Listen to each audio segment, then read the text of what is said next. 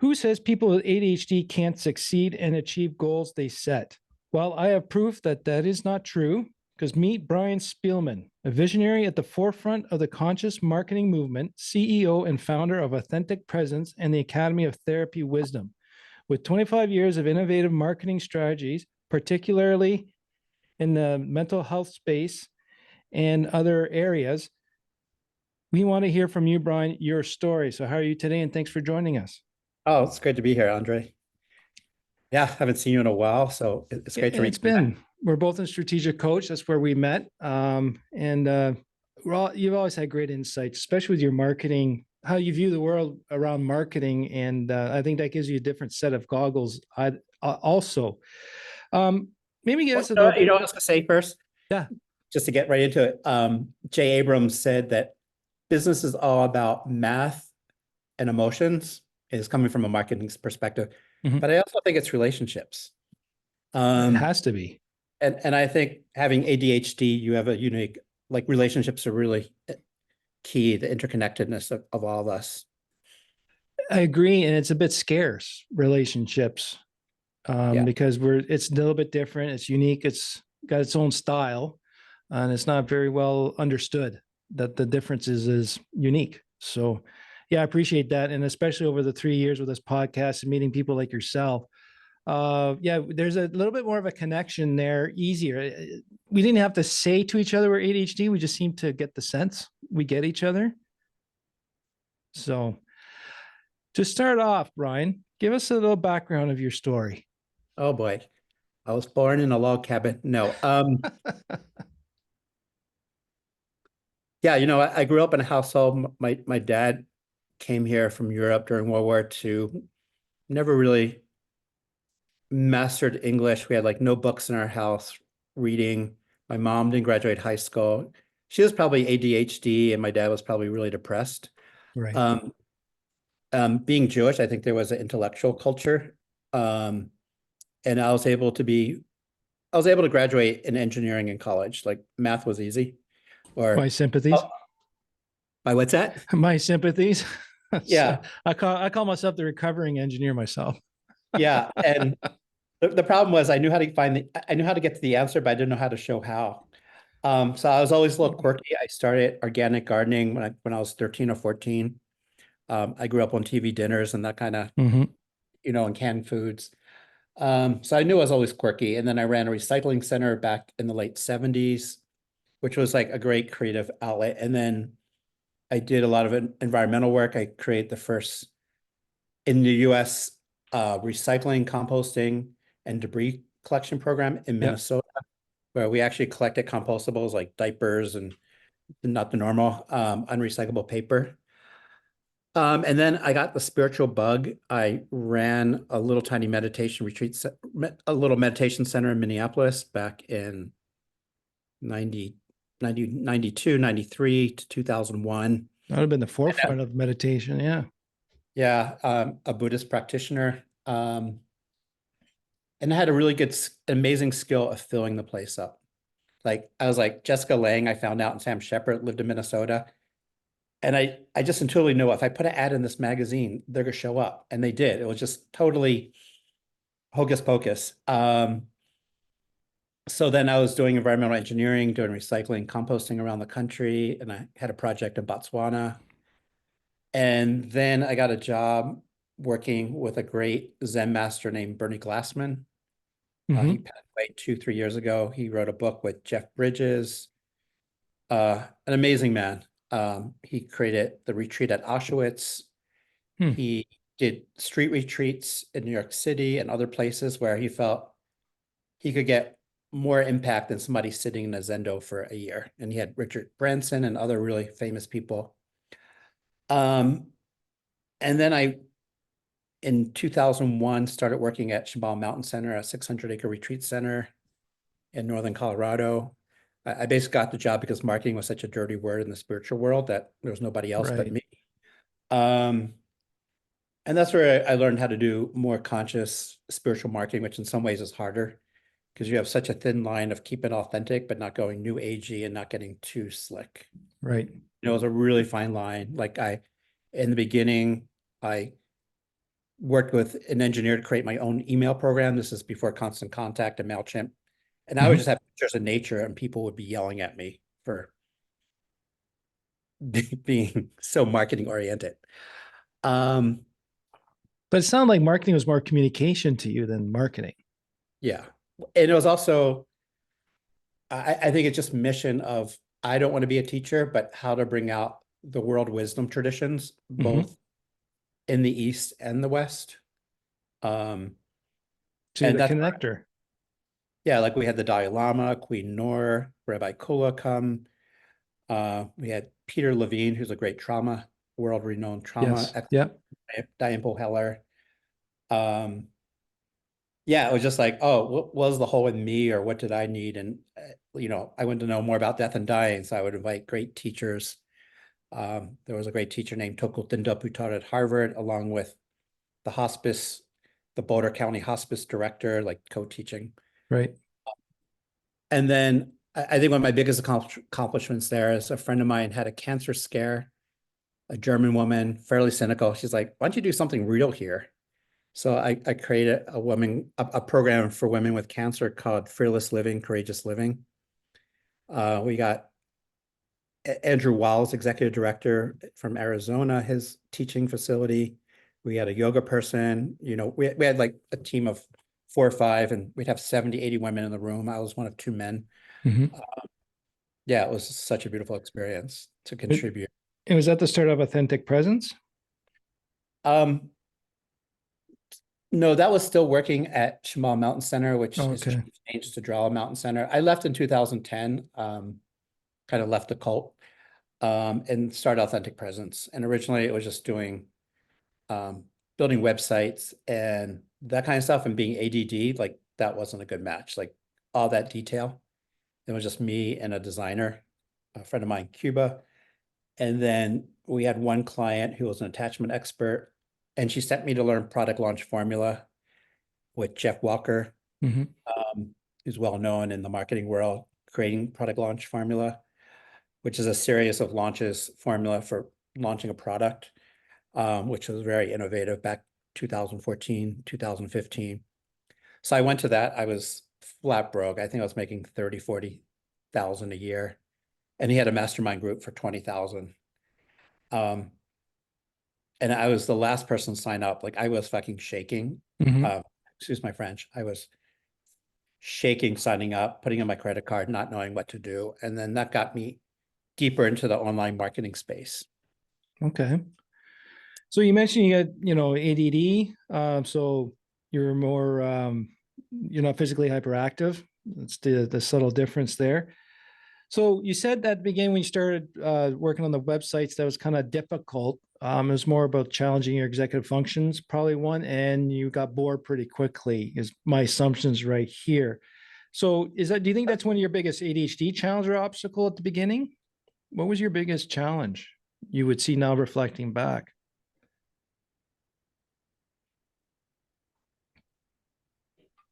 Like I bought Jeff Walker's $1,000 program. I don't think I ever went through it. Like I have to learn by doing it. And I had a good business partner. Right.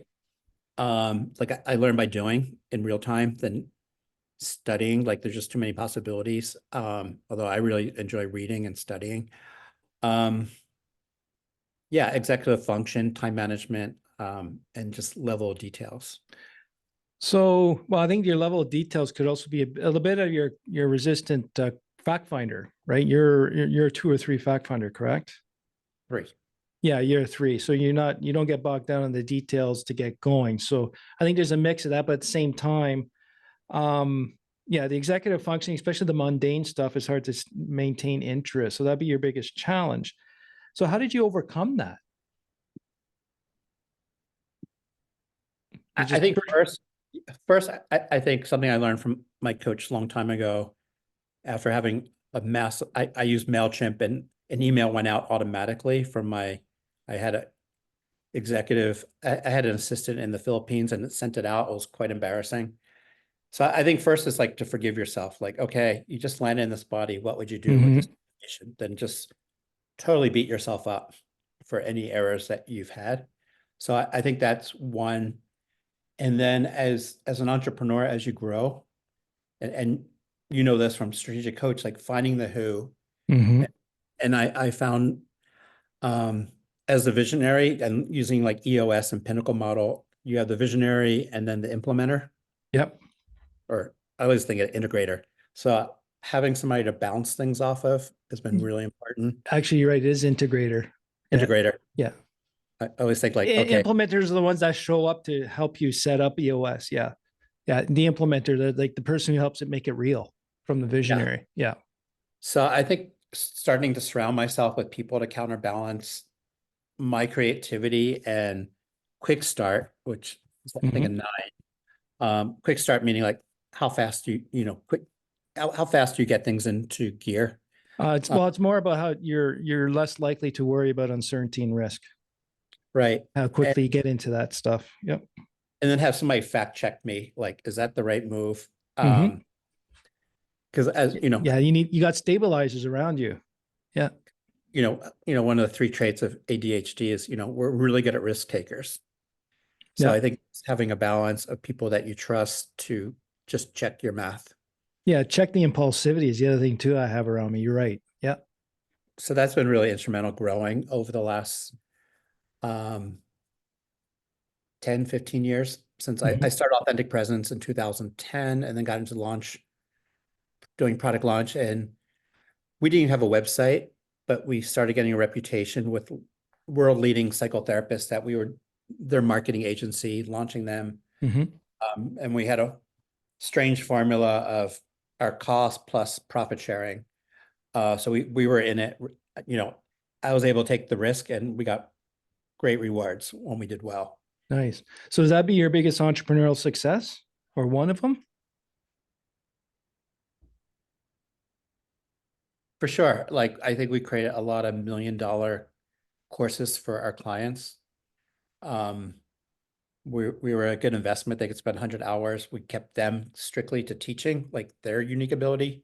And the same before I knew about unique abilities as like defined by strategic coach and Dan Sullivan. It's like, we'll Mhm. take care of everything else, do for you, and keep them you're the expert, you do the teaching, we'll do everything else from copywriting, creating the sales page, social media. So what you did is exactly what you did for yourself. So you're telling that like you're letting them be themselves and you're part of the surrounding group or team that supports their vision. Yeah. So the service you provide is what you created for yourself around you by having the people support you. Yeah. Creating Cool. that system. Nice. And then you guys really enjoy doing that back end part while they can just concentrate on creating their value and just be within their unique ability more often. Yeah. And I think the way I was built and, maybe just my own trauma history, I like being invisible in the background at that time. Yeah. I So think a that, lot of us can relate to that for sure. yeah. So that worked really well for me. Like I didn't need credit at that time, or I could pretend I didn't need credit and I could make them the star and be in the background. Okay. I wanted listeners to hear that, what he just said. Pretend to not want the credit. You said that like exactly. That's what I could go back and yeah, I'm pretending I don't want the credit, but in my own mind, I was like, I don't want the credit because I want everyone else to do it. But that was for me not to be seen. Because every Yeah. time I was seen in the past was not very fun. So what I want, just the point is for the listeners is pretending to not want the reward is also a defense mechanism from past trauma. So I can relate to that tremendously. And just because hide in a corner can't get in trouble if Yeah. you're invisible. And it's a tough habit to get out of, but we got to be visible. And I think talking with this podcast with you, Brian, and other people and coach and other entrepreneurs, the more we find each other, the less that we hide in the corner. Yeah. And I think it's part when you're talking, it's like not knowing the rules about getting in trouble. Mm-hmm. Like when can you, and then B, and this is really bizarre. Like my dad came over during the war from Vienna, barely made it with my grandparents. And then I grew up on Dresden Road. Like my dad picked a street, Dresden Road. Like what was he thinking? Like, and I used to have dreams of like bombs going off before Right. I even knew about World War II or anything like that, like being 3, 4 years old. So yeah, Well, I got the world wasn't safe. So why be exposed? You were hearing bombs in your sleep and you never really experienced that? Yeah, I'd like have dreams about that. That's amazing. Because I'm talking to another guy, Stel Nicola Kakakis. I forget how you say his last name, but we're talking a lot about trauma, and he says there's generational trauma. And I've read in some other books where that's passed along the genes. Well, you think about like what was going on with my great grandmother. The eggs for my grandmother were in her during Yeah. the, or my grandmother, because It's she was, transferred in utero. you know, those vibrations, those stress hormones Yeah.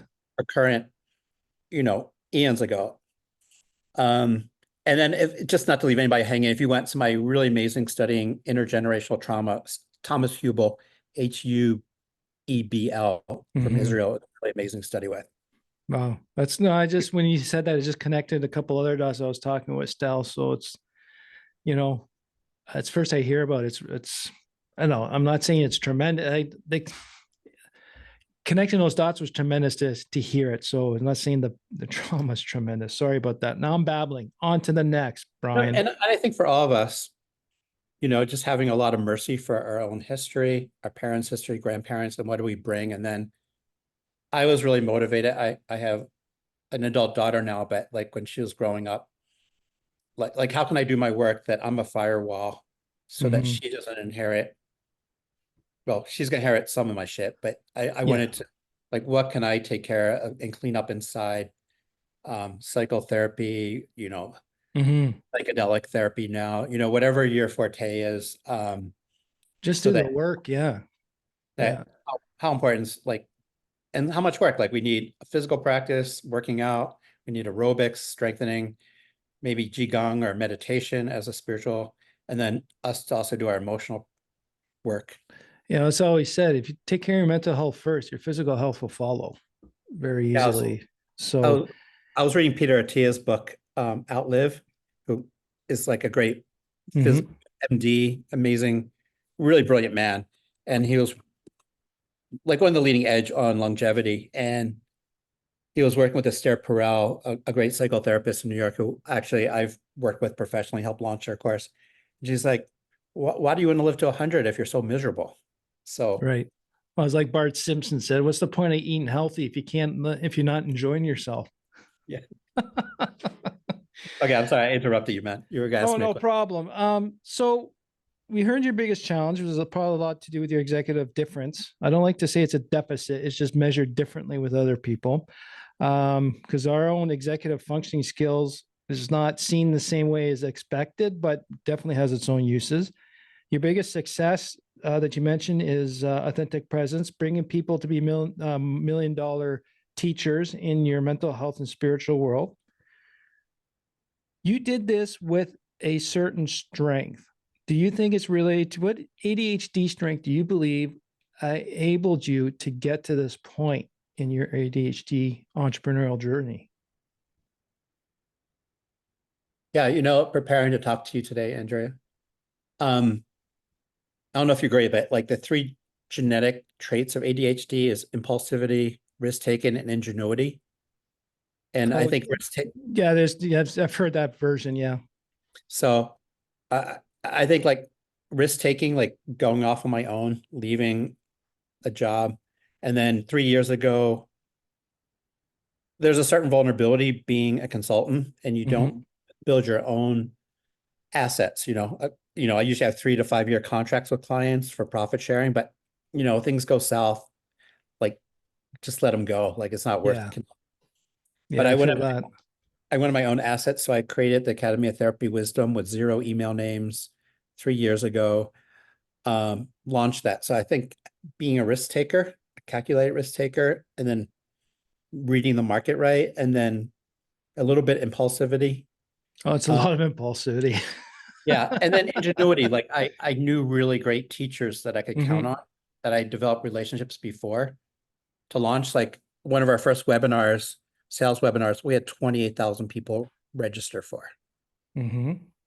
So I think the ADHD brain is really great for problem solving and finding new niches. And venues that, in the marketing world haven't been, fully addressed or leveraged.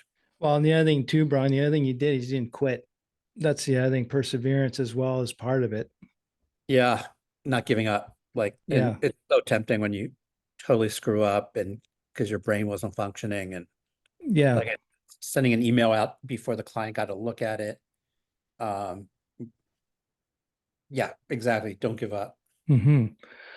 Any last recommendations or piece of advice to the listeners?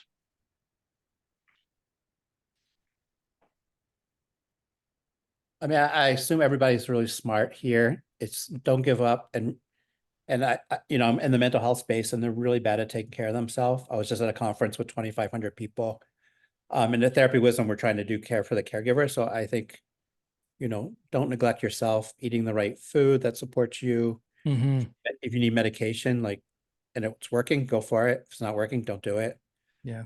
Um, exercise, nature, massages, um, Yeah, and coffee. nature is very important for the ADHD brain too. There's a lot of studies, and I was talking with a friend of mine. I think what nature really does for the ADHD brain is it's less stimulating. Like cities, towns, that's very stimulating, overstimulating for the brain, overwhelming because there's so much stuff going on. And since our brain takes it all in and doesn't filter it, we get overloaded. But in nature, there's less of that stuff where we can actually less overwhelm and we can process things quicker because there's less stuff thrown in our head since we can't filter it. Our brain wants to take it all in and process it, and just it doesn't work. That's where overwhelm comes into play. Yeah. And as a Buddhist practitioner perspective, I think it's really, which I think it's really science of your brain and your heart. Yeah. Like, I don't see it so much as a religion, at least at some level. So I think really understanding your emotions, and your thoughts, like you're not going to stop your thoughts, but how do you befriend them? How do you handshake a really strong emotions that it's not going to work to push it away, but how to be okay with not being okay. Right. To accept it, judge, interpret it non-judgmentally, and yeah, being able to live with it as well. And like you said, forgiving yourself is definitely a very important thing to move on. Because especially in the case where a lot of times we have to forgive ourselves, it's not because that we're hard on ourselves because we put that judgment. A lot of times it's everyone else's judgment on us. So we're not living up to their standards. So their measuring sticks. So we got to forgive ourselves that we can never measure to other people's measuring sticks. That's why I say create your own, right? You've done that with your programs and the growth, and even with the mental health work, that sets it to this is my stick and makes sense. Because when I work to my stick, it goes well. When I start using other people's measuring sticks, it goes to shit. Can you relate to that? Yeah. And then one of my clients, when I'm a really dear presenter, Janina Fisher, she just got awarded at the Psychotherapy Network or Lifetime Achievement. I went to her lecture on shame. And it's also like we know the negative of shame, but also like learn to take in the positive. Like when you achieve something, like can you take that in? And if you Yeah. can't, be aware of it and work with that. Like Yeah. I And think a lot of again, times, and shame is all based on external factors, not on you. but Is you what might I've, the shame might be getting, hey, you did an incredible job. yeah. Wow. And then like learn to take that in. Like I think that feeds us Oh, it and does, but hard to, it's a new habit you got to get into. Positive reinforcement. Never heard that in a while. yeah. And find a way to take that in. So, you Yeah. know, short So life, let's make the best of it and don't give up. yeah, don't give up. Like you said, forgive yourself when you can't measure up to someone else's measuring stick. One of the key to your successes was surrounding yourself with the right people to support you with your vision, to do the things that one you don't like to do or you're not good at. And I want to end on this note that you said, Brian, and because this is something I've been talking to a lot of people lately. You said you always got to the answer, but you couldn't show how you did it. And Right. that reminded me as I always got in trouble for how I got to the result that was wanted. I achieved it, but I was always given a hard time on how I got there. So this is a common theme I'm hearing with ADHD entrepreneurs. We always get to the answer, the right one. But how is hard to communicate it. Sometimes we even know how we got to it, but we're also judged on how we get it. So screw You know, that. that's so interesting because my first client I just mentioned who did the shame talk in DC in front of maybe 1,000 people, we were negotiating our first contract. And she was like, and she thought I kept changing the terms, that I was kind of shifty and losing trust. And all of a sudden she realized, oh, he's just like my son. He's ADHD. So I think like that trust issue, I think for me create a lot of shame. Like, how do I build trust? Because Yeah. I don't recall previous conversations, and I try now to write it down and compensate. 90% of the time, I'm pretty good at it. But just work with what we got. Yeah. And not be ashamed. and like my coach said to me many, many years ago, like, okay, it's 2014, it's this date, you just land in this body with these circumstances, you have no past history. Like, how do I work with this, in a non-judgmental way? Like, oh, that old Brian, he really screwed up. Okay, how do I repair it? How do I make it right? Yeah. And move forward. Learn from the past, let it go, deal with the present so you can get to the future. Like Nice. Pema Trojan said, there's always a fresh start. Yeah. So, Brian, how can we get a hold of you? How can people find you? And if they want to learn more about you and Authentic Presence, or even about you? Oh, my email is Brian with an I at authenticpresence.org, and on LinkedIn. And then my website is therapywisdom.com. It's the Academy of Therapy Wisdom. You can see a listing of our different courses, including Janine Fisher's course on shame. And then my consulting is authenticpresence.org. Okay. Well, we'll also have that in the show notes for everyone to find that. And to you, the listener, how much faith do you think you have in yourself, and how or where are you? Because for you to achieve what you have achieved today, you've had some sort of faith in yourself. Maybe you didn't see it or believe it. Because I heard this from you, Brian. You were saying you got to forgive yourself, but that was a long time after, when you had confidence somehow to just keep persevering and starting. So somewhere internally, we have faith in ourselves, but just won't give ourselves that credit. So to the listener, how much faith do you think you have in yourself and you don't give credit for?